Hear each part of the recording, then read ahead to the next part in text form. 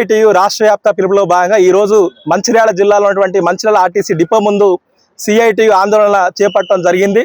ఈ ఆందోళన ముఖ్య ఉద్దేశం ఈరోజు తెలంగాణ రాష్ట్రంలో ఆర్టీసీ ప్రభుత్వ సంస్థ, కానీ ఈరోజు రాష్ట్ర ప్రభుత్వం ఈ ప్రభుత్వ రంగ సంస్థను ప్రైవేటు పరం చేసే దిశగా ప్రయత్నం జరుగుతూ ఉంది.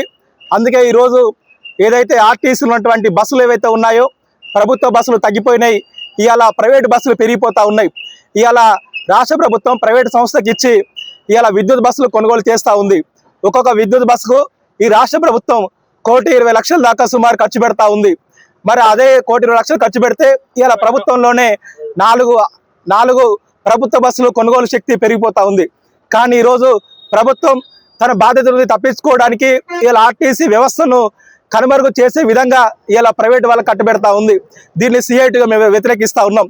అంతేకాదు ఇవాళ ఏదైతే విద్యుత్ బస్సులు వచ్చిన తర్వాత ఛార్జీలు పెంచారు, అంతేకాకుండా ఇవాళ ఆర్డినరీ బస్సులు ఎక్కడ గ్రామాలలో ఆగట్లేదు, మొత్తం ఆర్డినరీ బస్సులకి ఎక్స్ప్రెస్ బోర్డులు పెట్టారు.